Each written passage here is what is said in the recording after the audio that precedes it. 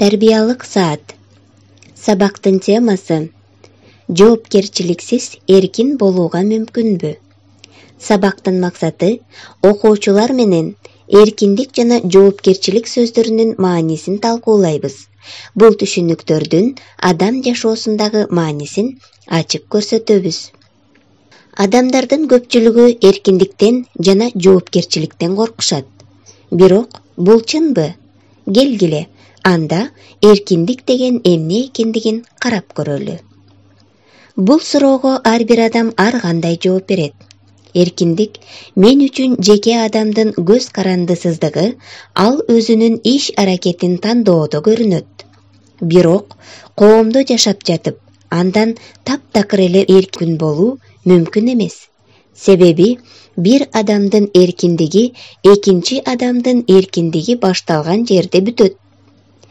Адамдын эркиндиги мыйзамдар, адеп-ахлактык мамиле, каада-салттар, коомдун өнүгүү деңгээлиндеги абройго жараша, абийир, акыйкаттык сезими менен чектелет. Адамдардын эркиндигин чектөө, аларды бузуу жоопкерчиликке алып келет.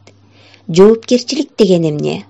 Бул сиздин иш аракетиңиз үчүн жоопкерчиликти сезүү зарылдыгы. Тандоо болбосо эркиндик болбойт. Жана ар бир адам тигил же бул жолду тандоо зарылдыгына туш болушат. Чечимдерди кабыл алуу менен адам өзүнүн күчүн жана сезимдерин сарптайт. Анткени аракет кылбастан туруп көздөгөн максаттарга жетүү эч качан мүмкүн эмес. Жада калса, жасалган тандоо биринчи кезекте өзүнүн жоопкерчилигин көздөйт. Муну түшүнүү менен гана сиз чыныгы эркин адам боло аласыз. Бирок адамдар эркиндиктен коркушабы? Бир жагынан жок.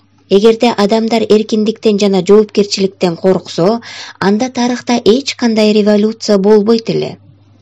18-кылымдагы улуу француз революциясы эркиндик, теңдик, бир туугандык ураанынын астында болгон. 20-кылымдын башында биздин өлкөдө болгон революциялар дагы эркиндикке жетүүгө багытталган. Бирок экинчи жагынан ооба деп айтсак да болот. Адам өзүнүн чечкиндүүлүгүн же чечкинсиздигин, жоопкерчилигин же жоопкерсиздигин күнүмдүк турмуштук кырдаалда, тандоо алдында турганда да көрсөтө алат.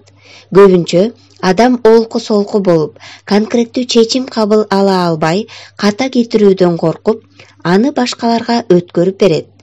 Мисалы, бул жагдайды силер бири-бириңердин келечектеги кесибиңерди кантип тандай тургандыгыңардан байкап, бири-бириңердин эркиндикке болгон мамилеңер жана жоопкерчилигиңер жөнүндө жыйынтык чыгарсаңар болот.